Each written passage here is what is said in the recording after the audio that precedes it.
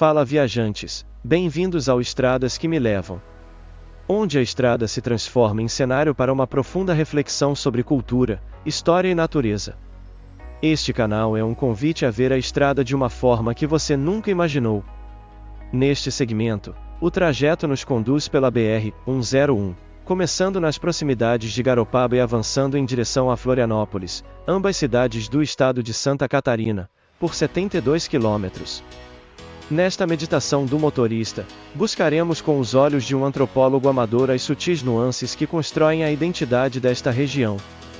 O que a história, a geologia e a cultura escondem na beira desta rodovia? A fronteira física se cruzará em segundos, mas a mudança mental que ela provoca é profunda. Acompanhe-nos para descobrir os segredos da paisagem e da história que os mapas não revelam.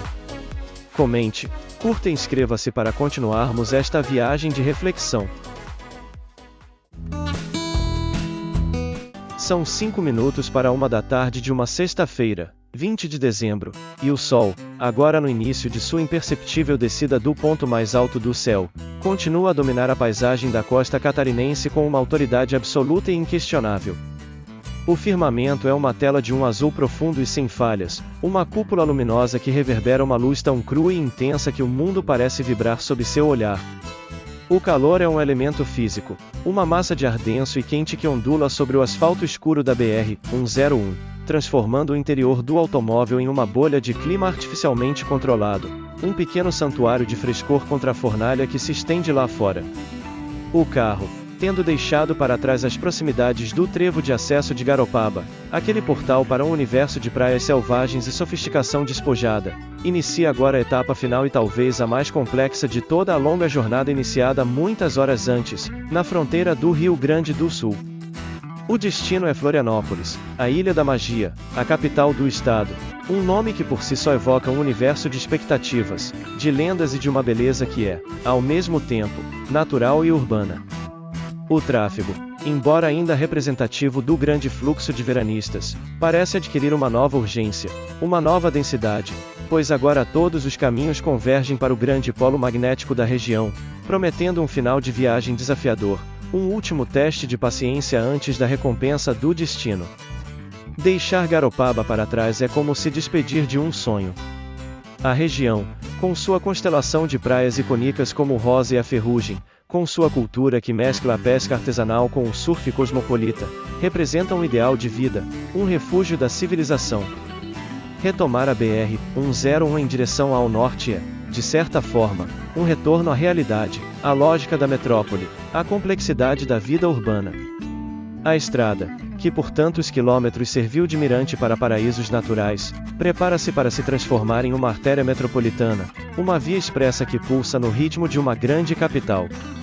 A transição é gradual, mas a mente do motorista já se ajusta, a postura relaxada da contemplação dá lugar a uma tensão mais aguda, uma preparação para os desafios do trânsito denso e dos complexos acessos que se avizinham. A paisagem, no entanto, ainda resiste em sua beleza. O trecho inicial da viagem ainda é um presente para os olhos, uma última ode à natureza exuberante do litoral sul catarinense antes da imersão total no concreto e no aço da cidade. A BR-101 continua a sua trajetória espremida entre a serra e o mar, mas a dinâmica da paisagem começa a mudar. A Serra do Mar, ou Serra Geral como é chamada neste trecho, que por tantos quilômetros foi uma muralha verde imponente à minha esquerda, agora se apresenta de forma mais fragmentada, com seus contrafortes e morros isolados descendo quase até a beira da estrada. A vegetação densa da Mata Atlântica ainda cobre estas elevações, um tapete de um verde profundo e texturizado, mas a sensação de uma barreira contínua se desfaz. À direita, a planície costeira se mantém, com suas lagoas e banhados, mas a proximidade com uma grande área urbana começa a se manifestar em sinais sutis. Surgem os primeiros loteamentos, os condomínios fechados com suas portarias imponentes, as placas anunciando futuros empreendimentos imobiliários. A natureza intocada começa a ceder espaço, metro a metro, para a mancha urbana que se expande a partir da capital. Atravesso a pequena cidade de Paulo Lopes, um município que se encontra em uma posição geográfica e simbólica de fronteira. É o último município antes da entrada na região metropolitana de Florianópolis. A cidade em si é discreta, com sua vida se desenvolvendo às margens da rodovia, mas sua localização é estratégica. Ela serve como um portal, o ponto onde a tranquilidade do sul começa a se dissipar e a agitação da metrópole começa a se anunciar. As paradas de beira de estrada aqui refletem esta transição. Ainda se encontram pequenas lojas que vendem produtos coloniais e artesanato local, uma herança da colonização açoriana e italiana, mas elas já dividem espaço com grandes postos de gasolina de redes nacionais e com restaurantes de estrutura mais robusta, preparados para atender a um fluxo de veículos muito maior. E é logo após Paulo Lopes que a jornada me reserva um dos seus momentos mais dramáticos e espetaculares, um trecho da BR-101 que é famoso tanto por sua beleza cênica quanto por seus desafios logísticos, a travessia do Morro dos Cavalos. A estrada, que até então corria por uma planície relativamente ampla, de repente se vê encurralada. À direita, o Oceano Atlântico se revela em vislumbres de um azul profundo entre a vegetação.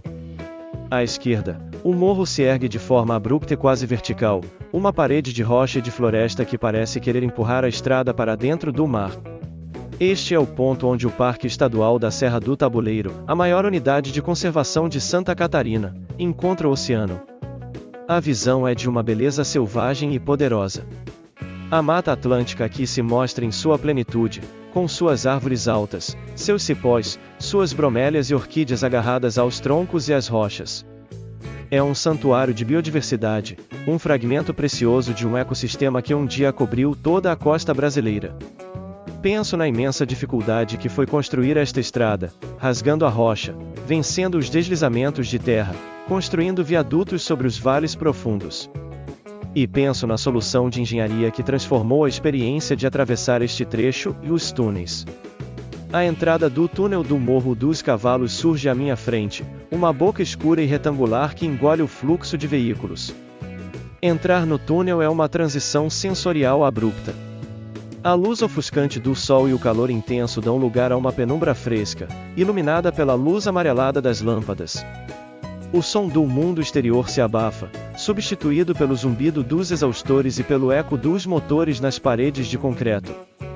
Por alguns momentos, a viagem se torna uma experiência subterrânea, uma travessia pelo coração da montanha. E a saída é igualmente dramática, uma explosão de luz que me devolve a paisagem espetacular, agora vista de uma nova perspectiva. Mas a história do Morro dos Cavalos é mais profunda e complexa do que sua geografia e sua engenharia. Esta é uma terra indígena. A aldeia Guarani Mimbarroca, ou Morro dos Cavalos, está localizada exatamente aqui, e a demarcação de suas terras foi e continua a ser objeto de uma longa e, por vezes, tensa disputa. Para o povo guarani, este morro não é apenas uma paisagem bonita ou um obstáculo para uma rodovia, é um território sagrado, um lugar de ancestralidade, de cultura e de vida.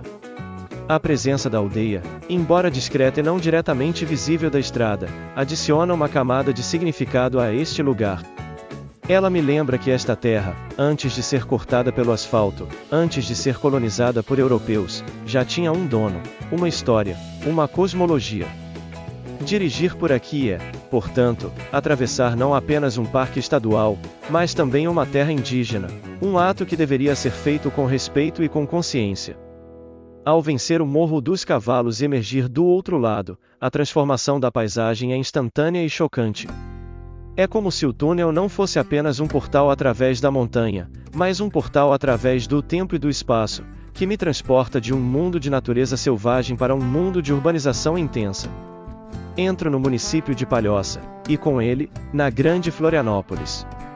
A mudança é avassaladora. A Mata Atlântica dá lugar a um mar de telhados e de edifícios. Onde antes havia encostas verdes, agora há bairros densamente povoados. Onde antes havia o som dos pássaros, agora há o ruído constante do tráfego e da construção civil. Palhoça é um fenômeno de crescimento urbano.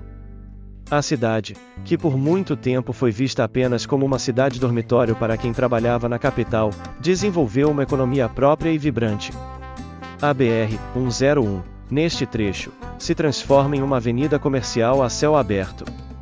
Grandes centros de compras, como o Shopping Continente, um dos maiores do estado, surgem como catedrais do consumo.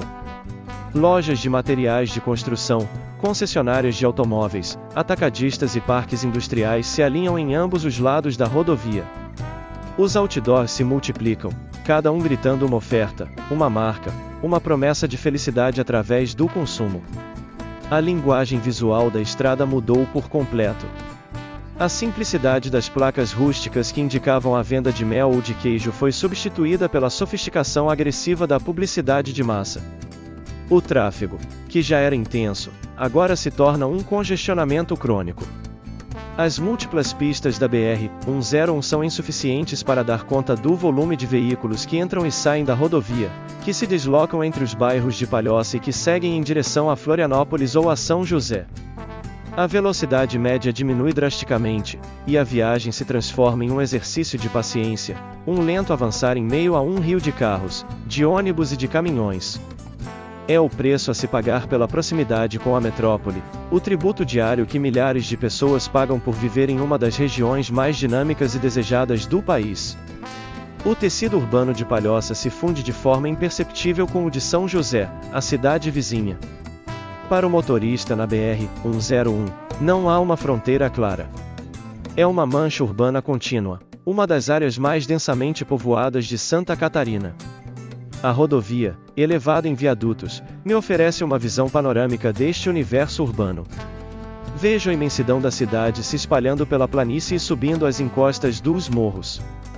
Vejo a mistura de bairros planejados e de ocupações espontâneas, a convivência do luxo dos condomínios fechados com a simplicidade das comunidades mais antigas. É o retrato complexo e, por vezes, contraditório de uma metrópole brasileira em pleno crescimento. E então, em meio a este cenário de concreto e de asfalto, surge o primeiro vislumbre do meu destino final, o grande prêmio no final da jornada. À minha direita, através de uma abertura entre os prédios, eu a vejo e a silhueta inconfundível da Ponte Hercílio Luz. A velha senhora de aço, com sua estrutura de pêncil e sua elegância de outra era, é mais do que uma ponte, é o símbolo máximo de Florianópolis, a imagem que está em todos os cartões postais, a personificação da ligação entre o continente e a ilha. E ao lado dela, as duas pontes mais modernas, a Colombo Salles e a Pedro Ivo Campos, com seu fluxo incessante de veículos, as verdadeiras artérias que mantêm a cidade pulsando. A visão das três pontes, lado a lado, conectando o continente à ilha de Santa Catarina, é um momento de epifania. A longa jornada pela parte continental do estado está prestes a terminar. O objetivo está à vista.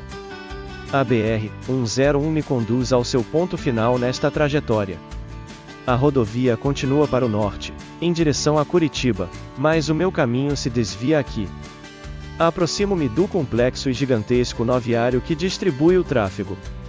As placas se multiplicam, indicando as direções, para a BR-282, que leva à Serra Catarinense, para o norte, pela BR-101, e a saída que eu procuro, o acesso à Via Expressa, a rota que me levará, através da Ponte Pedro Ivo Campos, para a ilha. O objetivo da minha viagem foi alcançado. Navego pelas alças do viaduto, deixando para trás o fluxo da BR-101, e me posiciono na pista que leva à ponte.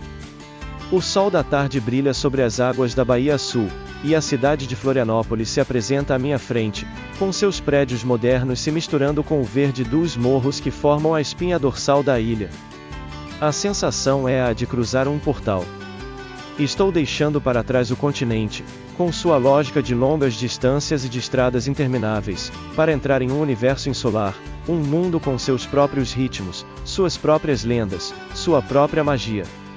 A jornada desta tarde foi a síntese de toda a viagem. Começou em meio à beleza paradisíaca de Garopaba, atravessou a natureza selvagem e a história sagrada do Morro dos Cavalos, mergulhou na intensidade e no caos da metrópole em expansão e culminou com a visão icônica das pontes que me convidam a entrar na Ilha da Magia. Foi uma viagem de contrastes extremos, da serenidade à agitação, do verde da mata ao cinza da cidade. O carro agora desliza pela via expressa, aproximando-se da cabeceira da ponte, e a mente, cansada pela longa jornada, mas excitada pela chegada, leva consigo a certeza de que cada quilômetro, cada congestionamento, cada descoberta, valeu a pena. A grande peregrinação de verão, que começou tantas horas e centenas de quilômetros atrás, chegou ao seu destino mais sonhado. Piada sobre o trajeto. O que o motorista que saiu de Garopaba disse ao chegar no trânsito de Florianópolis? Passei pelo paraíso, atravessei o Morro dos Cavalos, mas pelo visto o verdadeiro teste de fé era conseguir atravessar a ponte antes do Ano Novo.